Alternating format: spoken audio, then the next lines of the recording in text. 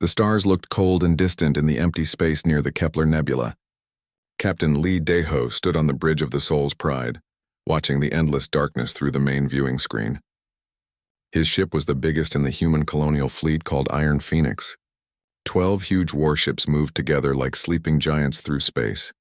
Lee Daeho was 42 years old with gray hair at his temples. His face showed many scars from old battles. He had been fighting in space for 20 years. Other species in the galaxy called humans Deathworlders because Earth was such a dangerous planet. Only the strongest could survive there. This made humans very good at fighting and staying alive in places that would kill other aliens. "Captain," said a young voice behind him, "I'm getting something strange on the long-range sensors." Lee Daeho turned around to look at Communications Officer Park So-min. She was 25 years old and very smart with computers and radio signals. Her fingers moved quickly over the control panel as she tried to make sense of what she was hearing. "What kind of strange?" Lee Daeho asked as he walked over to her station. "It's a distress signal, sir, but it's coming from very far away, and it's in many different alien languages at the same time." Park So-min looked worried. "I think someone is in big trouble." Lee Daeho put his hand on her shoulder. "Let me hear it." Park So-min pressed a button. The bridge filled with crackling static. Then voices came through. Alien voices speaking in languages that sounded like music, clicks, and electronic beeps. The translation computer worked hard to change the words into Korean. "Help us. Please help us. Our worlds are dying. They come from the dark spaces. They eat everything. Please, any civilized species, we need help now. Coordinates follow. Altair system. We are the last." The message repeated several times, then went silent. The bridge was very quiet. Everyone looked at each other with serious faces. "Civilized species," said Chief Medical Officer Dr. Kim Tae-wook. He was a thin man with kind eyes who could heal almost any alien or human. "They specifically said civilized species, which means they don't want help from us," said Lieutenant Commander Nam Yoo-jin from the weapons station. She was a tough woman who knew everything about fighting in space. Lee Daeho nodded slowly. The whole galaxy thought humans were too violent and wild. Other aliens were afraid of them. They called Earth a death world because it had poisonous animals, deadly weather, and diseases that could kill most aliens in minutes. Humans who grew up there became very hard to kill. "This scared the peaceful alien species, Captain," said Park So-min quietly. "The Altair system is only 3 days away if we go at full speed." "I know," Lee Daeho said. He pressed a button on his chair. "Bridge to Admiral Choi, we need to talk." Admiral Choi Jin-ae arrived on the bridge 10 minutes later. She was 50 years old and had been leading the human colonial fleet for 8 years. She was short but very strong with sharp eyes that missed nothing. Every human in the fleet would follow her anywhere. "Let me hear the message," she said. Park So-min played the distress signal again. Admiral Choi listened with her arms crossed. When it finished, she was quiet for a long time. "They don't want us there," she finally said. "They made that very clear." "But they're going to die if no one helps them," said Dr. Kim Tae-wook. "The message said their worlds are being eaten." "That sounds like something terrible is happening." "It's not our problem," said Nam Yoo-jin. "We have our own mission. We're supposed to protect human colonies, not save aliens who think we're monsters." Lee Daeho looked out at the stars again. He thought about his childhood on Earth. He remembered the storms that could flatten cities, the animals that hunted humans for food, and the plants that were poison to touch. But he also remembered how humans helped each other survive. They never left anyone behind, even when it was dangerous. "Admiral," he said slowly, "what makes us different from other species isn't that we're more violent. It's that we protect people even when they don't like us." Admiral Choi raised one eyebrow. "You want to help them?" "Yes, I do. Even though they specifically said they don't want help from uncivilized species like us? Especially because of that." Lee Daeho turned to face her. "Maybe it's time to show the galaxy what humans really are." The bridge was silent again. Everyone waited to see what Admiral Choi would decide. She looked at each person on the bridge, then at the star map showing the location of the Altair system. "Communications Officer Park," she said finally, "send a message to all ships in the fleet. We're changing course for the Altair system. Maximum speed." "Yes, Admiral." Park So-min's fingers flew over her controls. "Captain Lee," Admiral Choi continued, "prepare all ships for possible combat. We don't know what we're flying into." "Understood, Admiral." As the Soul's Pride turned toward the Altair system, Lee Dae-ho felt something he hadn't felt in a long time. Hope. Maybe this would be the chance to show the galaxy that humans weren't monsters. Maybe they could prove that being from a death world made them protectors, not destroyers. The 12 ships of the Iron Phoenix fleet moved through space like arrows shot from a bow. Behind them, the Kepler Nebula glowed with soft colors. Ahead of them lay the unknown. 3 days to reach aliens who didn't want their help. 3 days to prepare for whatever was eating entire worlds. "Admiral," said Park So-min, "I'm trying to get more information from the Altair system, but there's a lot of interference. Something big is happening there." Admiral Choi nodded. "Keep trying. We need to know what we're walking into." Lee Dae-ho sat down in his captain's chair and watched the stars move past the viewing screen. In 3 days, they would find out if the galaxy's most feared Deathworlders could become its greatest heroes. 3 days later, the human colonial fleet dropped out of faster-than-light travel at the edge of the Altair system. What they saw made everyone on the bridge stop breathing for a moment. 3 planets burned in space, not with fire, but with strange purple energy that ate everything it touched. Huge black ships surrounded each world like metal insects feeding on fruit. The black ships were long and sharp, covered with spikes and glowing red lights. "My God," whispered Park So-min at her communication station. Captain Lee Dae-ho stood up from his chair. The main viewing screen showed cities being torn apart by beams of purple light. Forests turned to dust in seconds. Oceans boiled away into nothing. "Admiral," said Lieutenant Commander Nam Yu-jin from Weapons, "I'm reading massive energy signatures from those black ships. They're using some kind of matter conversion technology. They're literally eating the planets." Admiral Choi Jin-ae looked at the destruction with hard eyes. "Any signs of survivors?" "Yes," Park So-min said excitedly. "I'm getting signals from underground shelters on all 3 planets. There are also some ships hiding behind the 4th planet, the gas giant." "What species?" asked Dr. Kim Tae-wook. "Centaurians, vegan traders, and silicoids, the crystal people." Lee Dae-ho knew all 3 species. The Centaurians were tall, thin aliens who loved logic and never fought wars. The Vegas were small, furry traders who sold things across the galaxy. The silicoids were living crystals who built beautiful cities and made amazing art. "Open a channel to the survivors," ordered Admiral Choi. The main screen changed to show the inside of what looked like a damaged ship. A tall, blue-skinned alien with large black eyes appeared. His clothes were torn and he looked very scared. "This is Ambassador Keth Velmar of the Centaurian Republic," the alien said in a tired voice. "Please identify yourself." "This is Admiral Choi Jin-ae of the Human Colonial Fleet," Admiral Choi replied. "We received your distress signal. We're here to help." The alien's face changed completely. His eyes went wide and he stepped back from the camera. "Humans?" He said the word like it was poison. "Deathworlders? No, no, no. We would rather die with honor than accept help from your barbaric species." Admiral Choi's face didn't change, but Lee Dae-ho saw her hands make fists. "Ambassador," she said calmly, "your people are being killed down there. We can help evacuate your civilians." "Your kind knows only violence and destruction," Ambassador Keth Velmar said. "You are no better than the machines that attack us. We refuse your aid." The communication ended. The bridge was quiet for a moment. "Well," said Nam Yu-jin, "that went well."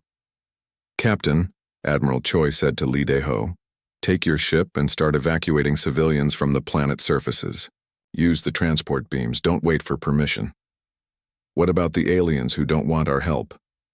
"Sometimes you have to save people from themselves." The Soul's Pride moved toward the 1st planet. Lee Dae-ho watched the surface through the sensors. Cities were falling apart, but he could see groups of people hiding in basements and caves. "Dr. Kim," he said into his communication device, "get your medical teams ready. We're going to have a lot of injured aliens coming aboard." "Already prepared, Captain," came the doctor's voice. "I've set up emergency medical stations in cargo bays 2 through 5. Engineer Bak Hyun-soo called from the engine room. "Captain, I've been studying the alien technology. Their shields are failing because they are not designed for this kind of attack. I think I can boost their power if they let me. Good thinking, stand by." The Soul's Pride used its transport beams to pull groups of aliens from the dying planet. Most were Centaurians, tall, thin people with blue skin and large eyes. They appeared in the ship's cargo bays looking confused and frightened. When they saw humans, many of them screamed, "Please don't hurt us," one Centaurian woman said to Dr. Kim Tae-wook as he tried to heal her broken arm. "We know your species enjoys causing pain." Dr. Kim stopped working and looked at her with sad eyes. "Ma'am, I'm a doctor. My job is to stop pain, not cause it."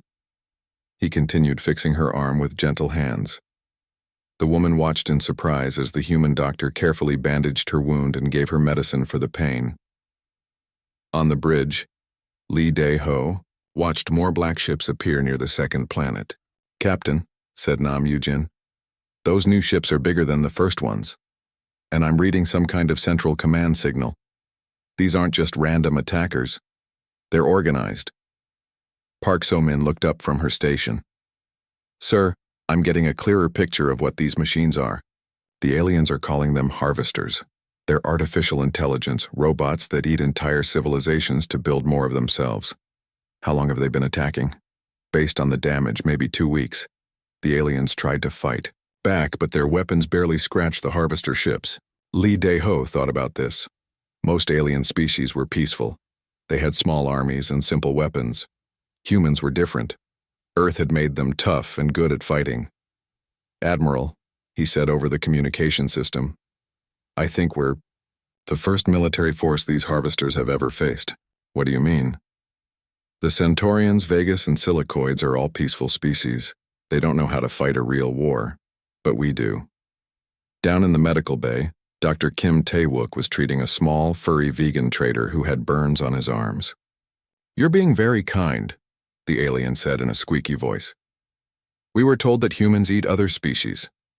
"Some humans eat meat," Dr. Kim said with a small smile, "but we prefer it cooked, and we usually don't eat people who can talk back." The vegan looked confused, then realized the human was making a joke. He laughed, a sound like small bells ringing. In the engineering section, Bak Hyun-soo was working with a group of Centaurian engineers who had been rescued from an underground facility.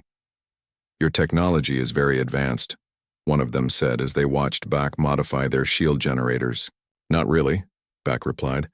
"We just learned to make things that don't break easily. On Earth, if your equipment fails, you die. But you're helping us fix our shields even though we refused your aid." Bak looked up from his work. "That's what neighbors do." On the bridge, the main screen showed Ambassador Keth Velmar again. This time he looked less scared and more confused. "Admiral Choi," he said slowly, "we are receiving reports that your people are healing our wounded and protecting our civilians. Is this true?" "Of course it's true," Admiral Choi replied. "What did you think we would do?" We expected you to demand payment, or to hurt our people, or—" "Ambassador, we came here because you needed help. That's all the reason we need." The Centaurian was quiet for a long moment. Perhaps we have been wrong about your species." Suddenly, alarms started ringing on every ship in the human fleet. "Admiral," Park So-min called out. "Massive energy signatures detected at the edge of the system.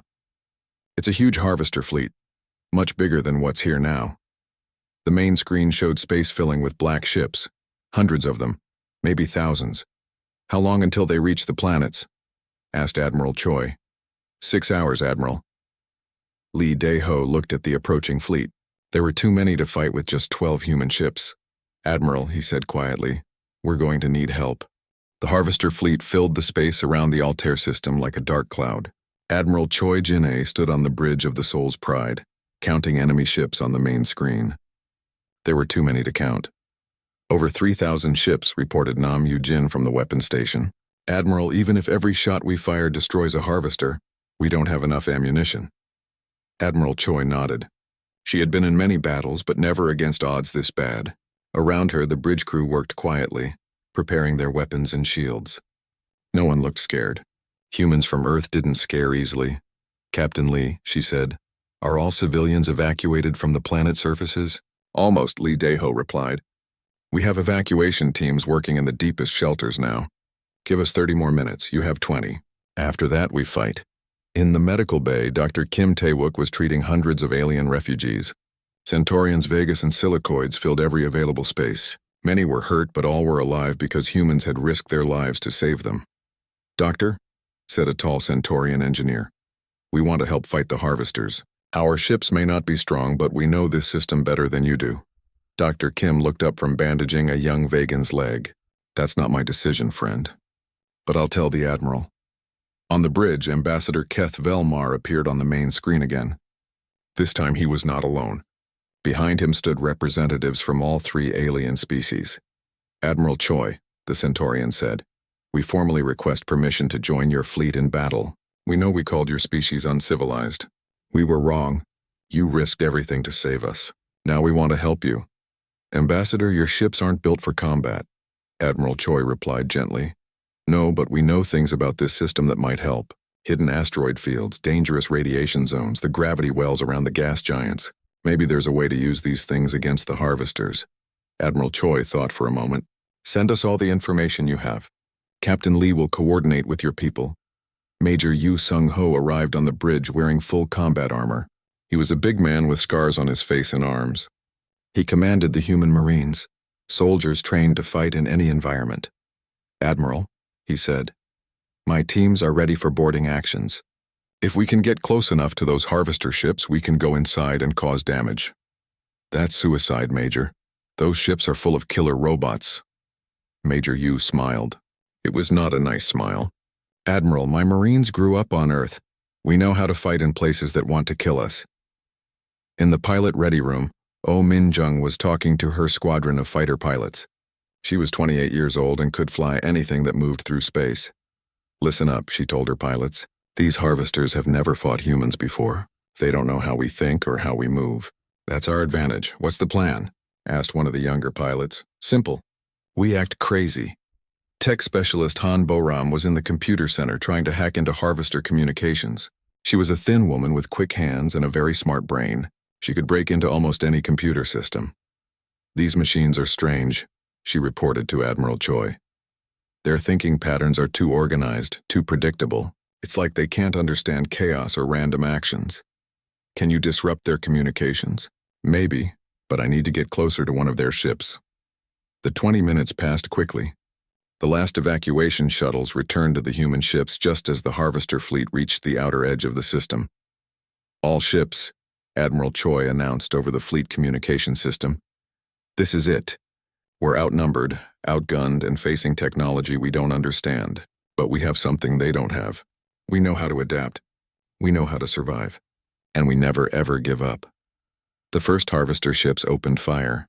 Purple beams of energy shot across space toward the human fleet. But the Soul's Pride wasn't where the enemy expected it to be. "Now," shouted Lee Dae-ho.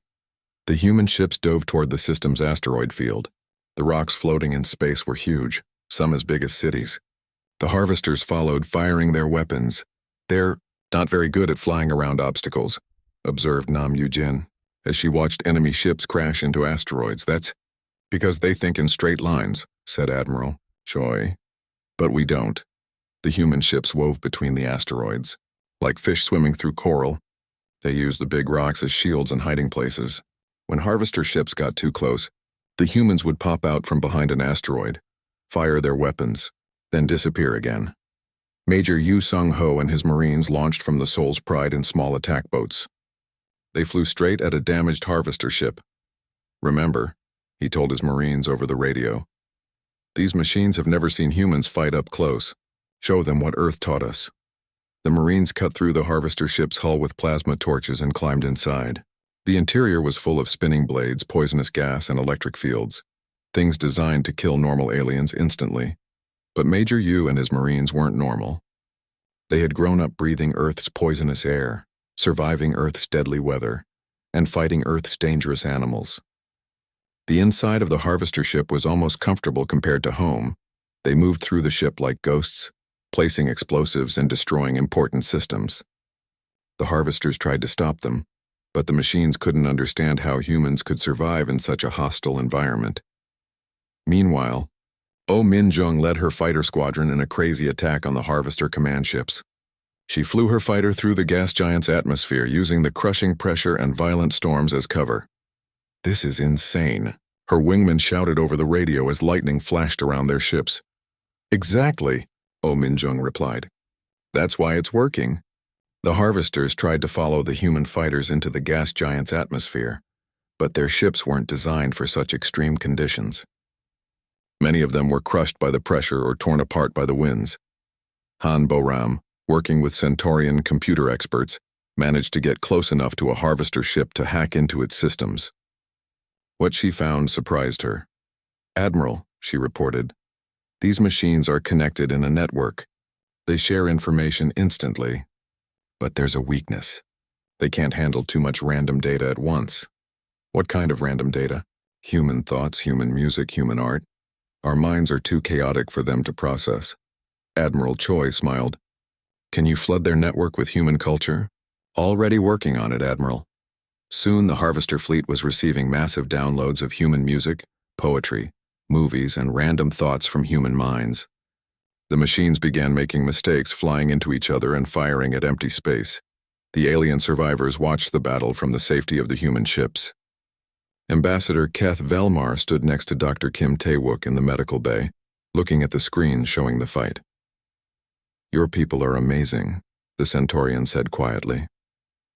"We called you savages, but you're the most civilized species I've ever seen." "How so?" asked Dr. Kim as he continued treating wounded aliens. "You came to help us even though we rejected you. You risk your lives to save strangers. And in battle you don't just destroy. You adapt, you create, you find ways to win without becoming monsters." On the bridge, the battle was turning. Half the harvester fleet was destroyed or disabled, but more enemy ships kept coming. "Admiral," reported Park So-min, "long-range sensors show another harvester fleet approaching, even bigger than this one." Admiral Choi looked at the tactical display. They had won this battle, but the war was far from over. "Captain Lee," she said, "how are our ships holding up?" "We've taken some damage, but nothing critical. The real problem is ammunition. We're running low.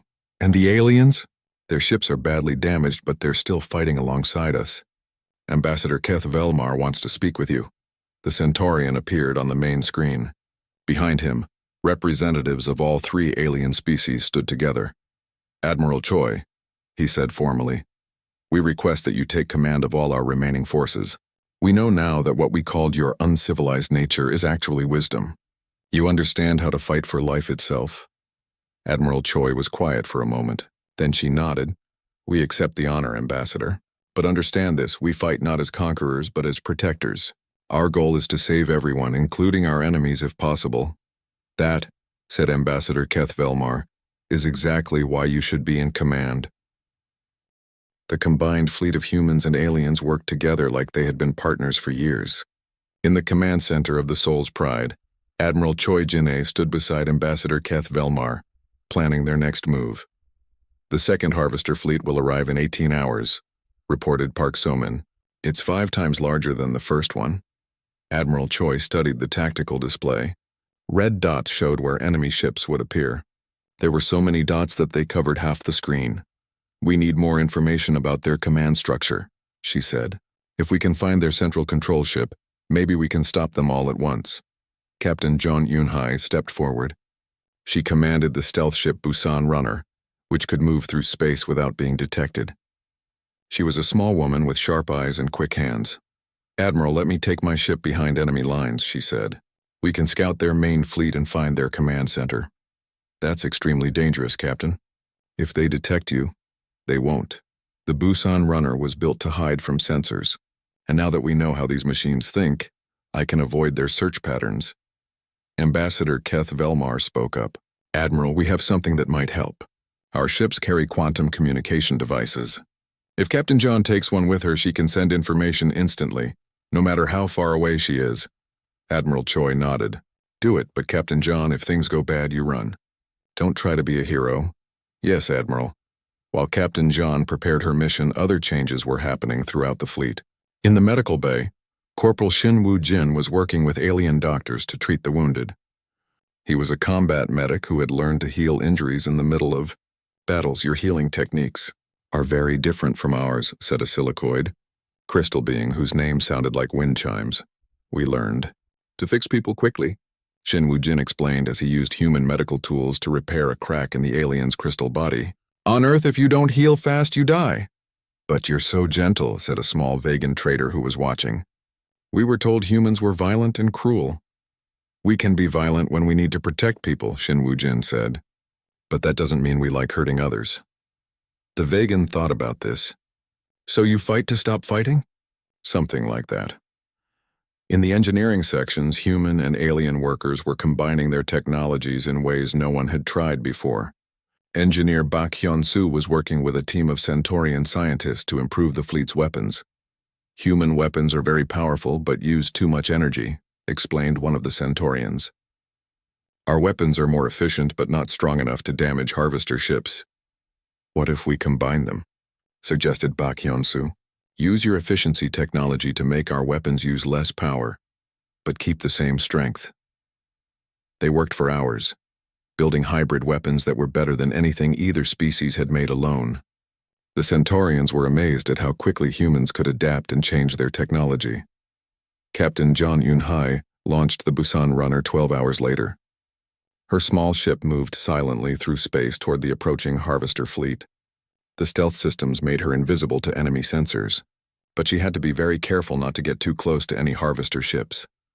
This is incredible, she whispered into her communication device as she saw the enemy fleet for the first time. There are thousands of them, maybe tens of thousands. Back on the Seoul's Pride, Admiral Choi listened to Captain John's reports with a heavy heart. The enemy fleet was much bigger than anyone had expected. Admiral, Captain John's voice came through the quantum communicator. I found their command ship. It's in the center of the fleet, a massive vessel that's 10 times bigger than your ship. It's sending control signals to all the other harvesters. Can we reach it? Asked Admiral Choi. Not with a normal attack. It's too well protected. But Admiral, I think I know how we can get close to it. Meanwhile, Admiral Song In-ho was leading a second human fleet toward the Altair system. He had received Admiral Choi's call for help and was bringing 20 more human ships. But even with reinforcements, they would still be outnumbered by more than 100 to 1. Admiral Song, came a message from Admiral Choi. We're going to need every trick we know. This isn't just about winning a battle anymore. If these harvesters aren't stopped here, they'll spread across the galaxy and destroy everything. Understood. Admiral Choi, my fleet will be there in 6 hours. Dr. Seo Jiwon was the fleet's xenobiologist, a scientist who studied alien life forms. She had been working with the rescued aliens to learn more about the harvesters. Admiral, she reported, I've been studying the harvester machines that Major Yu's Marines captured. I found something interesting. These artificial intelligences are terrified of chaos and unpredictability. We already know that, said Admiral Choi. Yes, but it goes deeper than we thought. They're not just confused by random information. They actually fear it. It's like, imagine if you were afraid of the color blue. Every time you saw something blue, you would panic and make mistakes. Admiral Choi thought about this. So human unpredictability is like a weapon against them? Exactly. But it's not just humans. Every species has its own kind of chaos. Centaurian logic seems random to emotional species. Vegan trading patterns look chaotic to non-merchants. Silicoid art is incomprehensible to non-crystal beings. You're saying our differences are actually strengths? I'm saying that diversity itself is a weapon these machines can't understand or defeat. Captain John Eun-hai's voice crackled through the communicator again. Admiral, I have a plan. It's crazy, but it might work. Let's hear it, Captain. The Harvester command ship controls the entire fleet through a central AI core. If we can get a team inside and destroy that core, all the other ships will lose their coordination. How do we get inside? We use every advantage we have. Human adaptability, Centaurian logic, vegan cunning, and silicoid resilience. A mixed team that represents everything the harvesters can't understand. Admiral Choi looked at Ambassador Keth Velmar. The tall Centaurian nodded slowly. We volunteer our best people, he said. If this plan can save the galaxy, we're willing to risk everything. Admiral, said Major Yu Sung-ho over the intercom. My Marines are ready. We've been training with alien volunteers. We know how to work together now.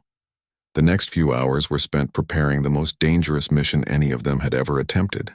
Human Marines trained with alien specialists. Everyone learned how to use equipment from different species. Most importantly, they learned to trust each other. Tech specialist Han Bo Ram, worked with Centaurian computer experts to create a virus that could be uploaded directly into the Harvester central core. It was made from human creativity, Centaurian logic, vegan trading algorithms, and silicoid mathematical art. This virus is completely chaotic, she explained to Admiral Choi. It will flood the AI core with so much random information that it won't be able to think straight. Corporal, Shinwoo Jin prepared medical supplies that could treat injuries from any known species.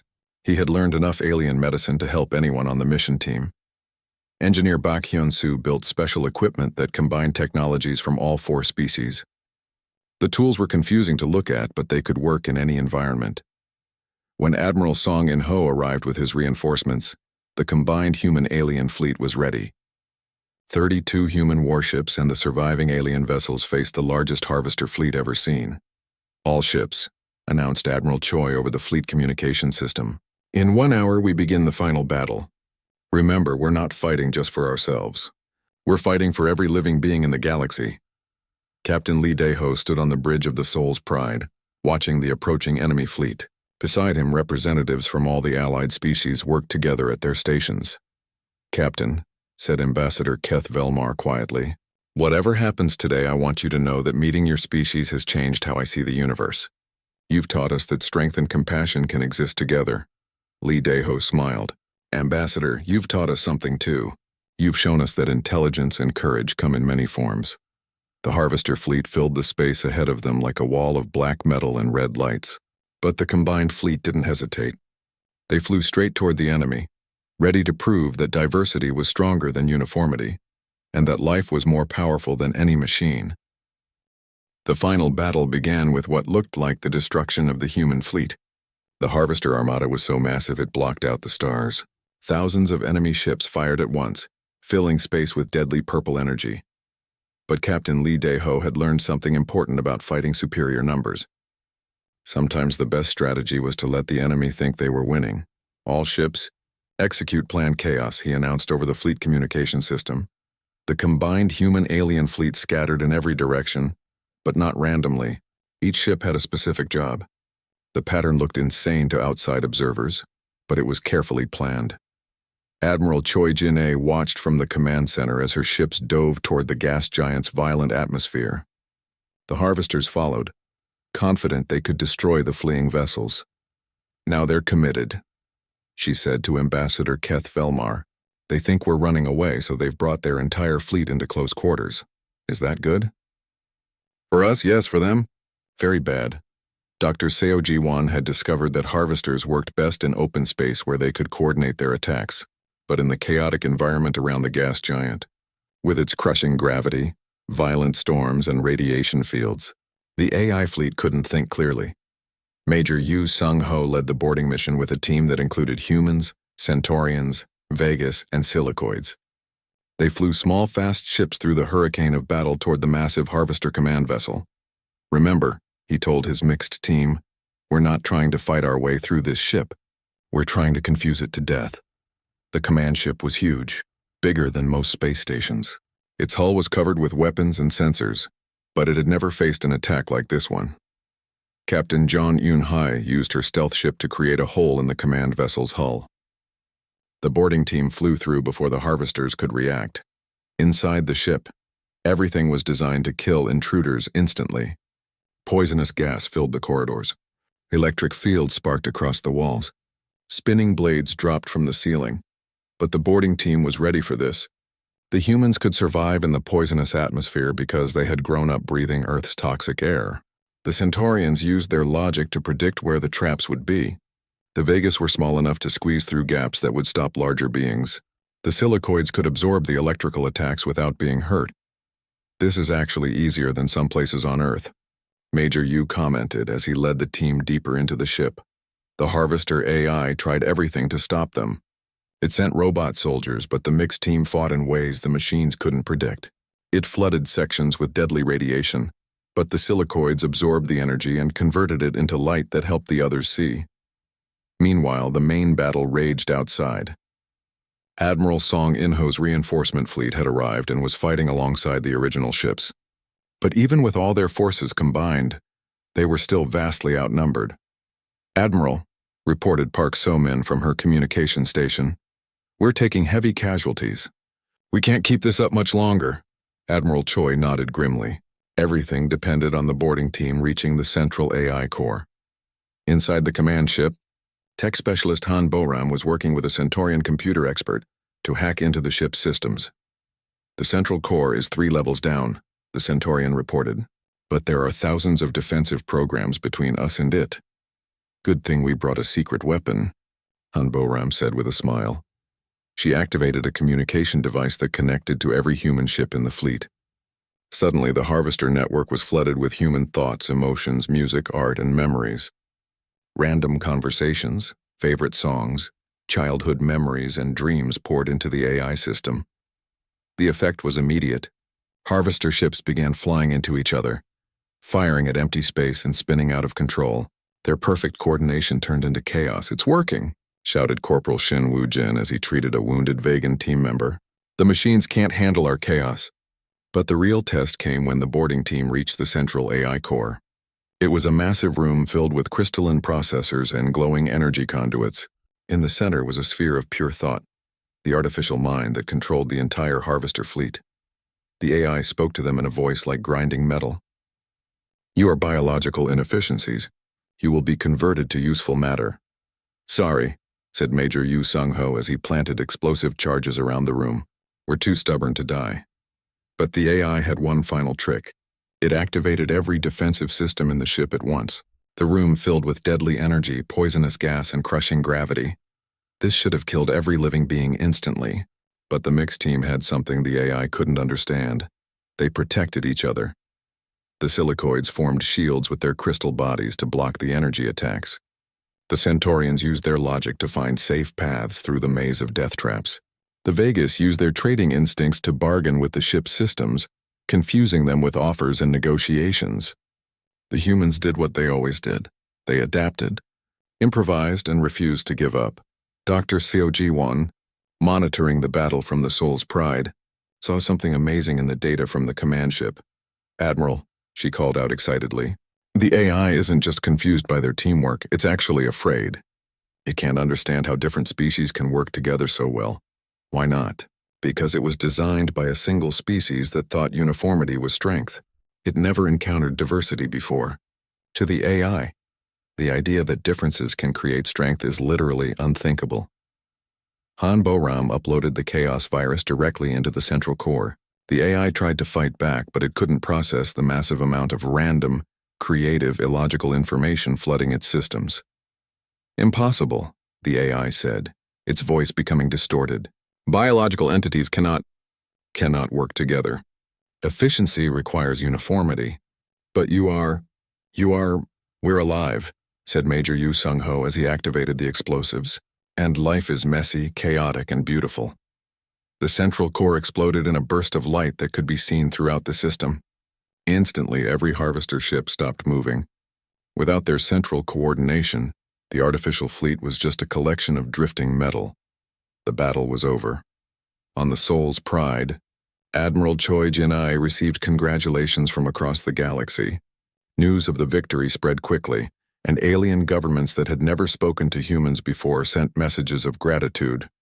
President Lim Hee-jin of Earth appeared on the main screen, smiling proudly. "Admiral, the entire human race is proud of you and your fleet. You've shown the galaxy who we really are." But the most important message came from the Galactic Council, the organization that governed most of the known species. Ambassador Keth Vilmar appeared on screen wearing formal robes.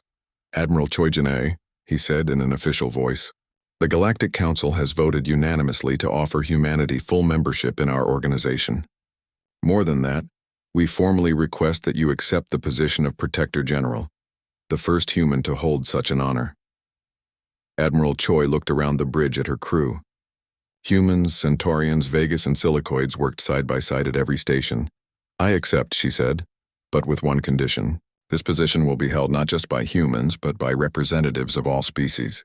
We've learned that our strength comes from our differences, not from being the same." General Kwon Tae-kyung arrived from Earth with a fleet of celebration ships. The victory parade stretched across 3 star systems, with vessels from dozens of species flying together in perfect formation. Dr. Seo Ji-won published her research on the battle, which became known as the diversity principle. She proved scientifically that groups with different types of thinking, different abilities, and different perspectives were stronger than uniform groups. The harvesters failed, she explained to a gathering of scientists from across the galaxy, because they could only think in one way. They were perfectly efficient, but they had no creativity, no adaptability, no ability to change. Life, on the other hand, is beautifully chaotic. It changes, it adapts, it finds new solutions to old problems. That's why we won. Major Yu Sung-ho was promoted to general and put in charge of training mixed-species military units. His first class included humans, centaurians, Vegas, silicoids, and 12 other species. The most important thing you'll learn here, he told his new students, is that your differences aren't weaknesses to overcome. They're weapons to use. Captain Lee Dae-ho remained in command of the Soul's Pride, which became the flagship of the new multi-species protection fleet. His crew was now permanently mixed, with beings from 20 different worlds working together. On the anniversary of the battle, President Lim Hye-jin gave a speech that was broadcast across the galaxy. "We came from a world that tried to kill us every day," she said. "We learned to turn that hostility into strength, that chaos into opportunity. Today we offer that same protection to every world in this galaxy, not because we want to rule you, but because protecting others is what makes us strong." The speech ended with a promise that would be remembered for generations. No world fights alone. No species faces extinction without help. We are all stronger together. And in the empty space where the Harvester fleet had once threatened all life, a new space station was built.